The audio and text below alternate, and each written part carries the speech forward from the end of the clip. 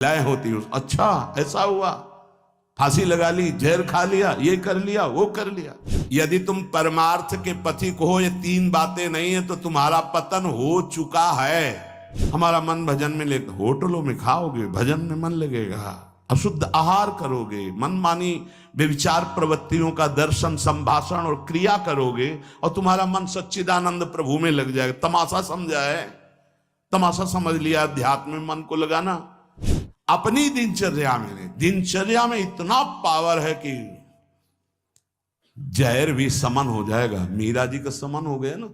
अगर नियम है 1:45 उठने का, स्नान का, तो 1:45 ही उठना चाहिए, 2 नहीं बजना चाहिए। अपने पास सामर्थ्य होने पर नीचापमानम सुधा, वो नीच है, हम उस पर शासन कर सकते हैं, पर उसके द्वारा किए हुए अपमान को सह गए और अंदर से मनाया, भगवान तुम्हें सुखी रखे, स्वस्थ रहो। जिसका इंद्रिय मनोनिग्रह युक्त समय व्यतीत होता है भगवत चिंतन में, वो महापुरुष है। अभी वर्तमान में ही है, चिंता मत करो, स्थिति जागृत होने में देर नहीं। सच्ची सच्ची तुममें बहुत सामर्थ्य है, जागो। अगर झुक गए तो रौंद दिए जाओगे। ये Angel One app is built for traders.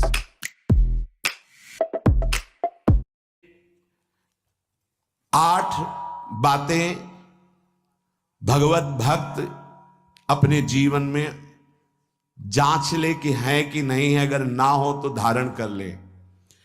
पहला है, संत महापुरुष आपके जीवन में है कि नहीं, ये जांच करनी। देखा है हमने, अगर किसी संत को आदर्श मानकर आप नहीं चल रहे हो तो दिमाग को खसकते हुए देखा, खसक गया है दिमाग। वो मनमानी आचरण केवल सिद्ध बनने के लिए कर रहे हैं। उनके आचरण ऐसे कि भोले भाले लोग ये समझे कि ये तो सिद्ध है। और जानते हो सिद्ध किसे कहते हैं?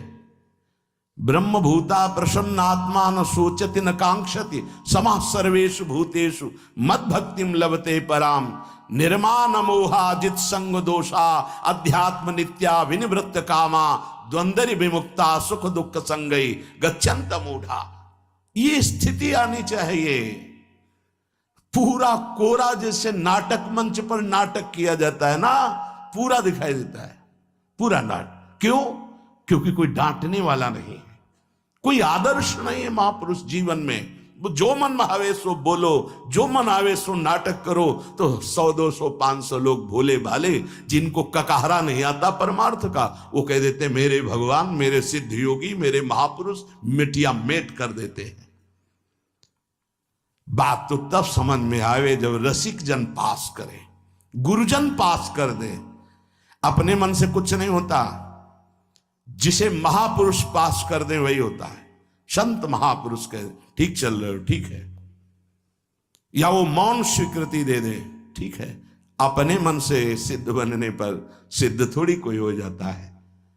जीवन में तुम्हारे संत हैं कि नहीं, बस इतनी बात देखो। अब एक भगत जी आए थे, अपने लोग तो सबका आदर ही करते हैं। उनका दिव्य रूप से हनुमान जी हमारे सामने प्रकट हुए थे। सच्ची बात कह रहे हैं, जिस समय दिव्य रूप हनुमान जी ने धारण किया तो हनुमान जी महाराज के ही भाई पवन पुत्र भीम कंपायमान थे।